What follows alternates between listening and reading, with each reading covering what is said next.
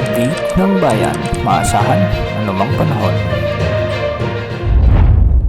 Magandang araw po sa ating lahat. Narito na ang pinakahuling update sa magiging lagay ng ating panahon sa araw na ito at sa mga susunod na araw. Sa kasalukuyan ay nakakaapekto pa rin sa ating bansa ang iba't ibang weather systems na magdadala ng maulap na kalangitan at mga kalat-kalat na pag-ulan. Unahin natin ang shear line na nagdadala ng maulap na papawirin at mga scattered rains o kalat-kalat na pag-ulan at isolated thunderstorms sa Cordillera Administrative Region, Cagayan, Isabela, Quirino at Nueva Vizcaya. Ang mga lugar na ito ay makakaranas ng mga pag-ulan o katamtaman hanggang sa minsan ay malalakas na pag-ulan, kaya posible ang banta ng mga biglang pagbaha o pagguho ng lupa. Samantala, Intertropical Convergence Zone naman ang inaasahang magdadala ng maulap na papawirin na may mga kalat-kalat ding pag-ulan at pagkidlat pagkulog sa Caraga, Northern Mindanao, Davao Region, sa may Soc-Sargen kasama na ang Palawan. Pinag-iingat din natin ang mga lugar na ito sa banta ng mga biglang pagbaha o pagguho ng lupa, lalo na kung may mga umiiral na katamtaman at minsan ay malalakas na pag-ulan. Samantala, dahil naman sa easterlies o ang mainit na hangin mula sa karagatang Pasipiko, ay asahan din ang maulap na kalangitan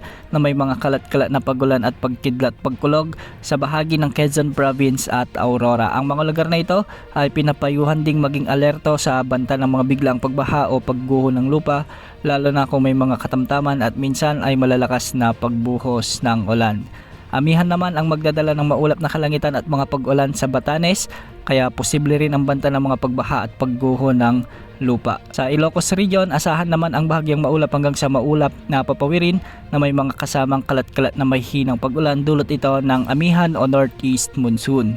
Para naman sa nalalabing bahagi ng Mindanao, asahan din ang bahagyang maulap hanggang sa maulap na kalangitan na may mga isolated rain showers and thunderstorms, dulot pa rin ito ng umiiral na Intertropical Convergence Zone. Sa mga lugar na ito, pinag-iingat pa rin natin sa banta ng mga biglang pagbaha o pagguho ng lupa, lalo na kung may mga umiiral na severe thunderstorms. At para naman sa nalalabing bahagi ng ating bansa kasama na ang Metro Manila, asahan din ang bahagyang maulap hanggang sa maulap na kalangitan na may mga isolated rain showers and thunderstorms. Dulot ito ng easterlies, kaya mag-ingat pa rin sa banta ng mga biglang pagbaha at pagguho ng lupa, lalo na kung may mga umiiral na severe thunderstorms. Matataas na pag-alon pa rin ang inaasahan sa Northern Luzon at posibleng umabot hanggang 4.1 meters. Sa nalalabing baybayin ng Luzon, posibleng umabot hanggang 3.1 meters at sa nalalabing baybayin ng bansa, posible mga pag-alon hanggang 2.3 meters. Base naman sa latest tropical cyclone threat potential forecast ng Pag-asa, tumataas ang posibilidad o tsansa na may mamuong bagyo na posibleng dumaan sa ating bansa sa susunod na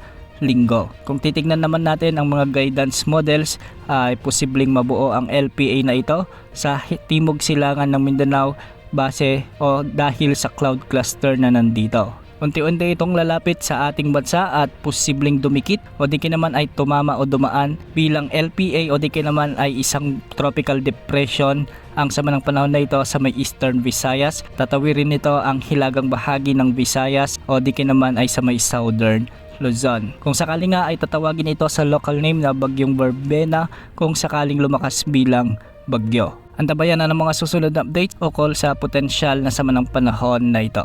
Yan mo ng latest sa lagi ng panahon. Ito pang weather update ng bayan, maasahan anumang panahon.